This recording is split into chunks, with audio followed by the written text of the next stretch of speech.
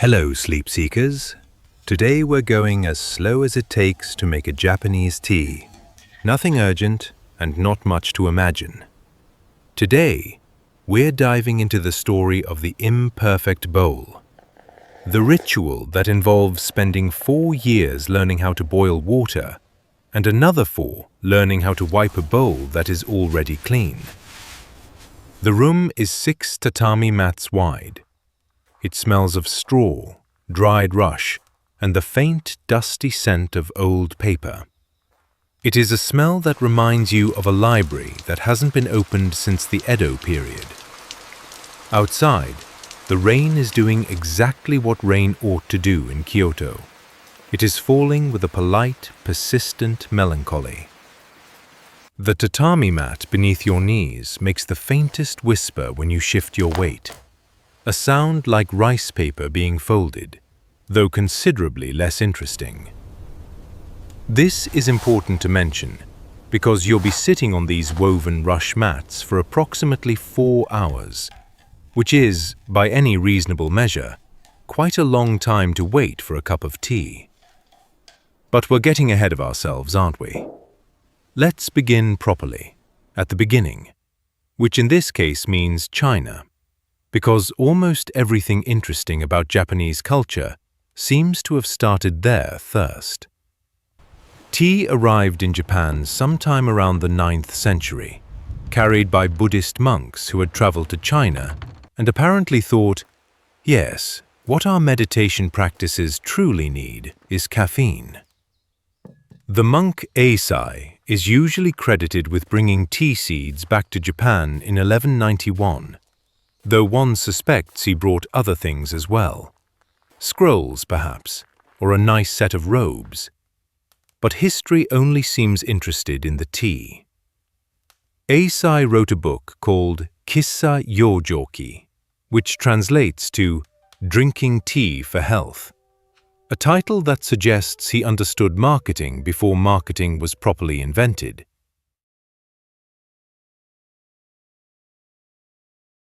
Initially, tea was medicinal. It was used to keep monks awake during meditation, which seems rather to defeat the purpose of meditation, but theology has never been my strong suit. The tea they drank was quite different from what we might imagine. They ground tea leaves into a powder and whisked it with hot water, creating a frothy, bitter concoction that was apparently good for one's constitution. The bitterness is worth noting. This wasn't Earl Grey with a splash of milk. This was matcha, earthy, vegetal, the color of a forest floor after rain, and about as subtle. The preparation itself demanded attention. The tea bowl, called a chawan, was often rough to the touch, deliberately imperfect, with a glaze that might drip unevenly down one side, like honey that's lost interest halfway through its journey. You'd cradle this bowl in both hands, feeling the warmth seep through the ceramic. And if you were doing it properly, you'd admire the way the green tea powder had been whisked into tiny bubbles at the surface, each bubble catching the light from the paper screens in its own infinitesimal way. But let's move forward chronologically, because that's what historians do, even sleepy ones. By the 13th century, the samurai class had developed a fondness for tea. These were warriors, mind you, men whose day jobs involved rather a lot of violence, and yet they found themselves drawn to sitting in small rooms and drinking bitter green beverages. There's probably something profound in that, though at this hour I'm not certain what. They held tea parties, tocha they called them, which were essentially gambling events where participants had to guess which tea came from which region. Imagine armored warriors sitting around, sipping carefully, furrowing their brows, and saying things like, yes, I detect notes of Uji terroir. It's rather endearing, actually. The rooms where they drank their tea were not yet the refined spaces we associate with tea ceremony today. They were larger, more boisterous. There might be Chinese paintings on the walls, scrolls depicting misty mountains or scholars contemplating waterfalls, and expensive ceramics displayed on shelves. It was all rather showy, which seems to have bothered a monk named Murata Juko. Juko, who lived in the 15th century, had ideas about tea that involved less showing off and more, well, sitting quietly. He studied Zen Buddhism, which is essentially a philosophy about doing very little in a very particular way, and he thought perhaps tea drinking should be more like that. Simpler, more austere.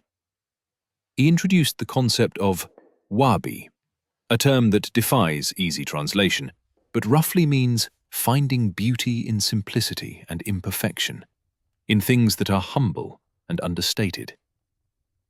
Picture this. Instead of expensive Chinese ceramics, you might use a tea bowl made by a local potter, something with an uneven rim and a thumbprint pressed into the clay. Instead of a grand room, perhaps a smaller space, more intimate. Instead of many guests, perhaps just a few. Instead of conversation about politics or war, perhaps silence, or the sound of water beginning to boil in the iron kettle. That sound, incidentally, is called matsukaze, pine wind, because the bubbles forming at the bottom of the kettle supposedly sound like wind moving through pine trees. Whether they actually do is debatable, but it's a lovely thought.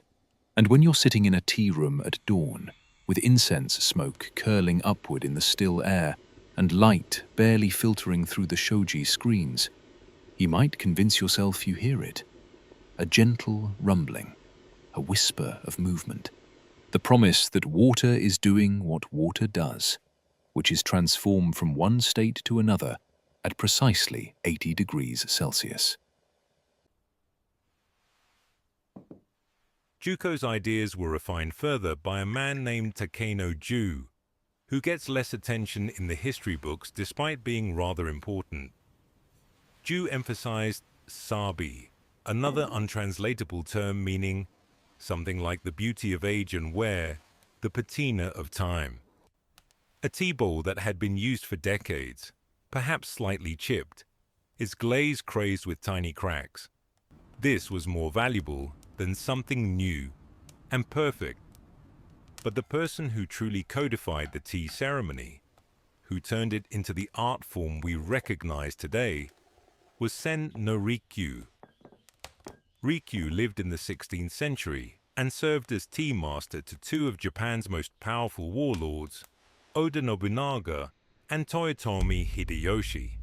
This seems like a stressful occupation, making tea for men who could have you executed on a whim, and indeed, Rikyu was eventually ordered to commit seppuku by Hideyoshi for reasons that remain historically murky. Perhaps he made the tea too strong, perhaps not strong enough, perhaps it had nothing to do with tea at all. Before his death, however, Rikyu established the principles that still govern tea ceremony today. He reduced the size of the tea room to just 4.5 tatami mats, roughly 9 feet square. He lowered the doorway so that everyone, regardless of rank, had to enter by crawling. He stripped away decoration, leaving only a simple scroll hanging in an alcove, perhaps a single flower in a bamboo vase. The flower should never be too showy. A camellia bloom perhaps, or a branch of plum blossom just beginning to open. The ceremony he designed proceeds in stages, each with its own particular rhythm. The host cleans each utensil, the tea scoop, the whisk, the bowl, with precise, deliberate movements that have been choreographed over centuries. The cleaning is part of the ceremony, you see. It's not that the utensils are actually dirty. It's that the act of cleaning them, slowly, methodically, with a silk cloth called a fukusa, creates a space for mindfulness. The host folds the fukusa in a specific way. There are entire schools of thought about fukusa, folding, and wipes the tea scoop, which is carved from a single piece of bamboo, and has a name, because apparently even tea scoops deserve names. The scoop might be called Winter Moon or First Cicada, or something equally poetic that sounds rather silly when translated into English, but seems perfectly reasonable in Japanese. Then comes the ladling of water. The host uses a bamboo dipper to transfer hot water from the iron kettle to the tea bowl. The water makes a sound as it pours, a gentle rushing, like a distant stream, though considerably smaller and less interesting than an actual stream. But in the silence of the tea room, this sound becomes enormous. It fills the space. You can hear each individual drop, the way the water swirls inside the ceramic bowl, the slight echo it creates. The host adds matcha powder to the bowl. Just a few scoops, measured precisely. The powder sits there, dry and green, until more hot water is added, and then the whisking begins. The bamboo whisk, called a chasen, is a remarkable object. A single piece of bamboo split into dozens of fine tines, each one flexible and strong. The host whisks in a specific pattern, back and forth, rapidly, creating those tiny bubbles we mentioned earlier, until the tea reaches the proper consistency. Smooth, frothy, the color of jade. The bowl is turned, always clockwise, always twice, so that its most beautiful side faces the guest. This is important. The front of the bowl, decorated perhaps with a subtle glaze pattern or a painted design, should never face inward. It would be impolite. The bowl is offered with both hands placed on the tatami between host and guest. The guest bows, picks up the bowl, bows again. The guest then turns the bowl, counterclockwise, twice, so as not to drink from its front, which would also be impolite, as it might damage the decoration. The guest takes a sip. The tea is bitter, earthy, with that distinctive umami richness that matcha provides. It's not everyone's cup of tea, if you'll pardon the expression. The guest takes another sip, perhaps two more, and then wipes the rim of the bowl with their fingers, turns it back to its original position, and returns it to the host. This entire process might take 45 minutes for one bowl of tea, which again is quite a long time. But duration is rather the point, isn't it? The tea ceremony, chanoyu or sado, is not actually about tea, or not primarily. It's about creating a space separate from ordinary life, a space where the usual concerns, money, status, tomorrow's weather, become irrelevant. For 4 hours, you sit on tatami mats in a small room, and your entire universe shrinks to the sound of water boiling, the texture of ceramic, the smell of incense and green tea. The incense, by the way, is typically a subtle variety, perhaps sandalwood or aloes wood, burned in small amounts so it doesn't overwhelm the senses. It should be barely noticeable, just a suggestion in the air, like a memory of fragrance rather than fragrance itself. The tea room might have a garden visible through an opening. Not a grand garden with elaborate landscaping, but a roji, a dewy path with stepping stones and perhaps a stone water basin where guests purify their hands before entering. The stones are slightly irregular, placed so you must watch your step, must pay attention. Even the walk to the tea room becomes part of the practice. Inside, the light is carefully controlled. It filters through shoji screens made of wooden lattices covered with translucent paper, creating a soft, diffuse glow that changes throughout the day. Morning light is different from afternoon light, which is different from the light at dusk. The seasons matter too. In summer, the host might use a shallow tea bowl that allows the tea to cool more quickly.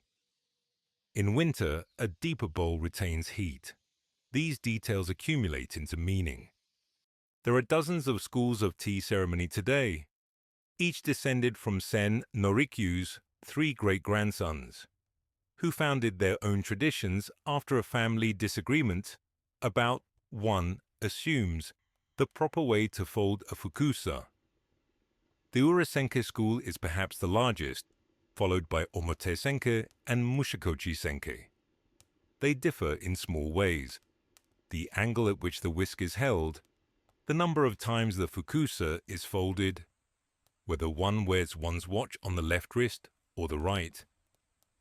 To an outsider, these differences are invisible. To practitioners, they are everything. Learning tea ceremony takes years. Decades, really. One begins by learning how to walk properly on tatami, heel to toe, sliding slightly, never making a sound. Then how to sit in seiza, that particular kneeling position that cuts off circulation to one's feet and creates the peculiar sensation of walking on cotton wool afterward. Then how to bow. There are multiple types of bows, each calibrated to specific situations. Then, eventually, how to handle the utensils, how to fold the fukusa, how to whisk the tea. Master tea practitioners can perform the ceremony with such fluidity that the movements appear effortless, almost invisible. Each gesture flows into the next, like water finding its course. This effortlessness, of course, is the result of thousands of hours of practice, of muscle memory so deeply ingrained that thought becomes unnecessary. The body simply knows what to do. And perhaps that's the real history here. Not dates and names and political context, but the history of people sitting down over and over, century after century, trying to make a decent bowl of tea, trying to create a moment of peace in a world that rarely provides such things, trying to find beauty in simplicity, meaning in repetition, connection in silence. The ceremony continues today, much as it did in Rikyu's time, though now some tea rooms have electric kettles instead of charcoal braziers, which seems rather to miss the point, but is admittedly more convenient. The forms persist, the movements endure. Somewhere right now, in Kyoto or Tokyo, or perhaps London or New York, someone is whisking matcha in a ceramic bowl, creating those tiny bubbles, preparing to serve tea to a guest. The bowl will be turned twice. The tea will be bitter and green. The room will be quiet except for the sound of water, pine wind, matsukaze. And it will take quite a long time, which is precisely as it should be.